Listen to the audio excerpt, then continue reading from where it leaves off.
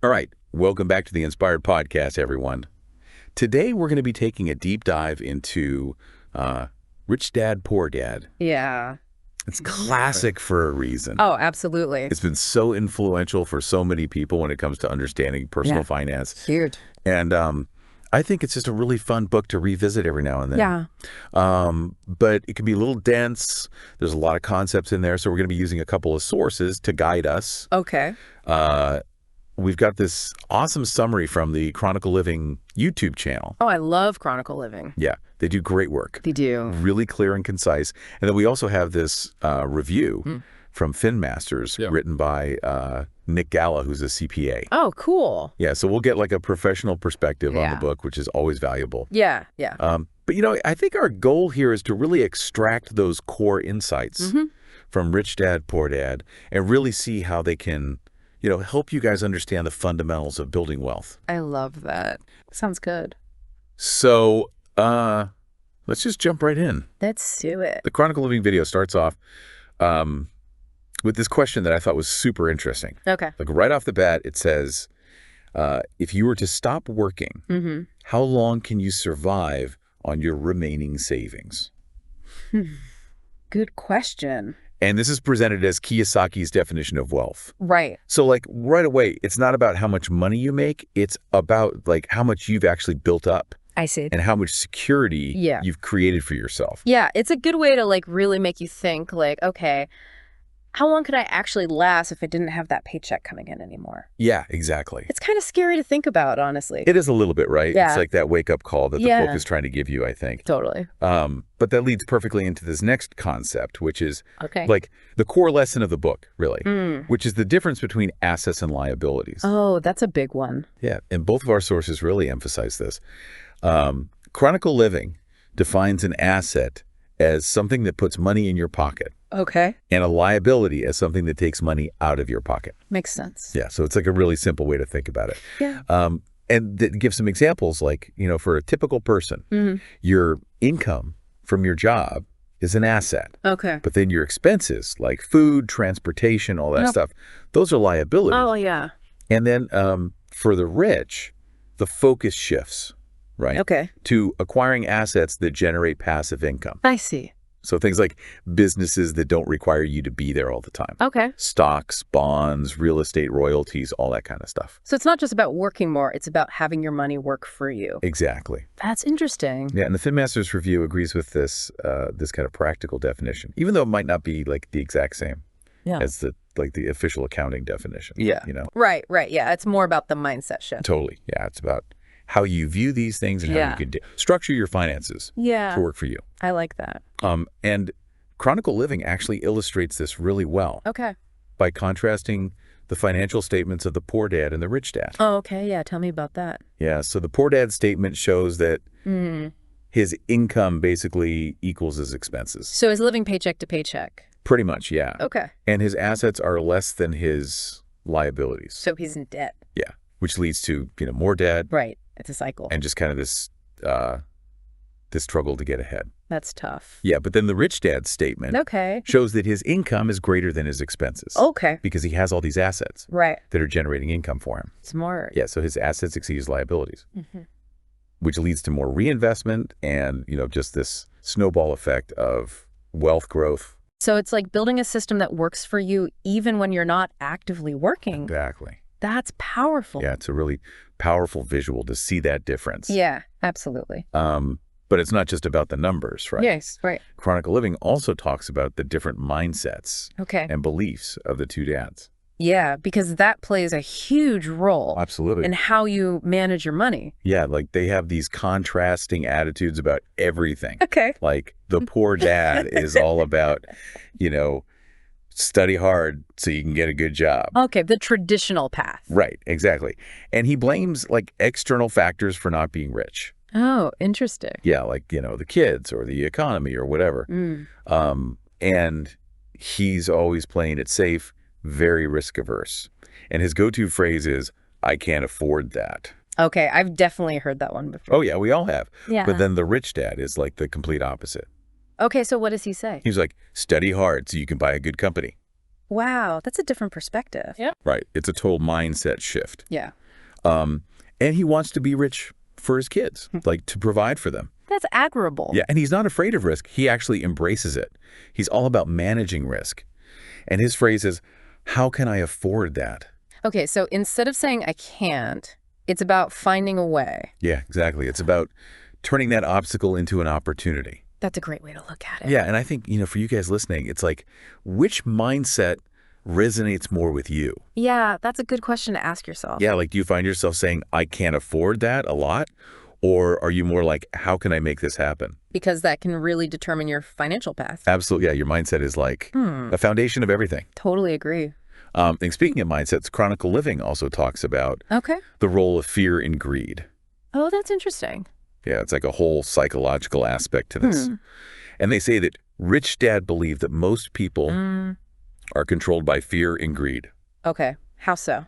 Well, the fear of not having enough money. Right. Keeps them stuck in the rat race, working just to pay bills. Yeah, that makes sense. And then the desire for the joy that money might bring often leads to like short-lived happiness because you're always chasing that next thing. Right. It's never enough. Exactly. Yeah. So the key, according to Rich Dad, is to learn the power of money and not be afraid of it. I like that. Yeah. And to use your emotions to think rather than thinking with your emotions. That's an interesting distinction. Yeah, so like they give some examples of emotional thinking. Yeah. Like, I need another job, or I deserve a raise, or I just want a secure job. Okay, so those are all based on fear or maybe a sense of lack. Exactly, yeah. But clear thinking would be more like, is there something missing here? Or how can I create more value? So it's about stepping back and looking at the bigger picture. Yeah, and not just reacting emotionally to your circumstances. I see. That's really helpful. Yeah. And if you guys are enjoying these insights, by the way, be sure to check out our YouTube channel. Yes, definitely. We have tons of videos that dive even deeper into these concepts and other personal finance topics. Lots of great visuals, too. Exactly. It's a great way to really reinforce your learning. Awesome. Okay, so now let's switch gears a little bit and talk about what the Finmasters Review highlights as Kiyosaki's best advice. All right. What does Nick Gallo have to say? Yeah, so he points to a few key things. Okay. First and foremost, learn personal finance. That's essential. Yeah, and teach it to your kids. Oh, that's so important. Right. It's all about breaking that cycle of financial illiteracy. Yeah, empowering the next generation. Exactly. And he quotes Kiyosaki saying, it's not how much money you make. It's how much money you keep. That's a good one. Right. So it's all about saving. Yeah. And investing wisely. Yeah, making your money work for you. Exactly. And that ties back to the whole assets versus liabilities thing. Right. It all comes full circle. It does. Okay, second piece of advice. Find ways to escape the rat race. That's the dream. It is, right. And Gallo really appreciates how Kiyosaki paints this picture of financial independence through investments or building your own business. Yeah, having that freedom and control. Exactly. And that can be so inspiring, to actually see that it's possible. It gives you something to strive for. Totally. Okay, third piece of advice. Okay, I'm ready. Master your emotions regarding money. Oh, that's a big one. Yeah, and Gallo points out that this is something that's not always talked about in traditional personal finance advice. Right, it's often overlooked. And it's so crucial. It is, because our emotions can really sabotage our financial decisions. Yeah, for sure. Like if you're constantly making decisions out of fear or greed or, just impulsiveness, right, you're not going to get very far. You need to be in control. Exactly. So it's all about understanding your triggers and developing that self-awareness. Yeah, so you can make rational choices. Yeah. Exactly. That align with your goals. Okay, and then the fourth key piece of advice. All right, hit me with it. Develop a broad and valuable skill set. Okay, so it's not just about money management. Right, it's bigger than that. It's about learning to manage money, yes. Okay.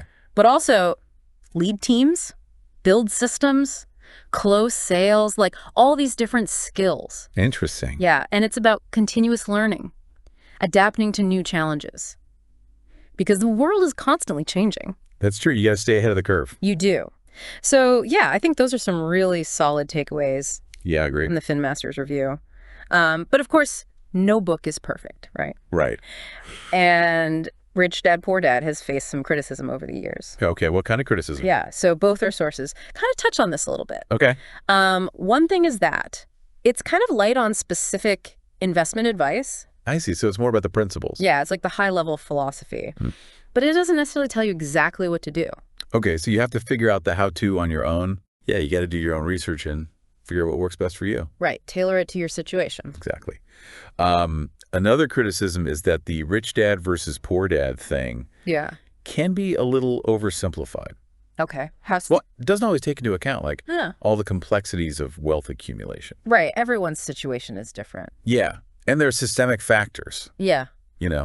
things that are outside of your control. Yeah, like economic conditions or social inequalities. Exactly, and the book doesn't always address those things. That's a good point. Yeah, so it's important to keep that in mind. But even with those criticisms, I think the core message of the book is still really valuable, which is that understanding the difference between assets and liabilities is crucial. It's foundational. It is, yeah. And it can really help you start building wealth. Absolutely. So, I mean, what are your final thoughts on all this?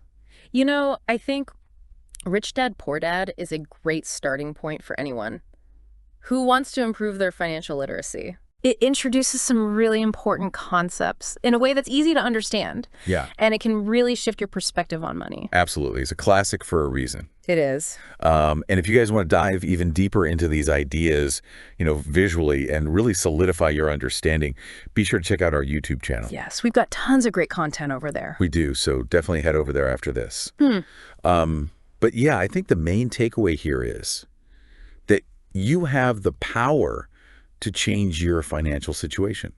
It's not about luck.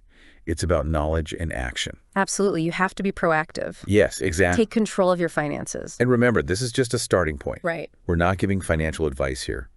We're just exploring these concepts together. So always do your own research.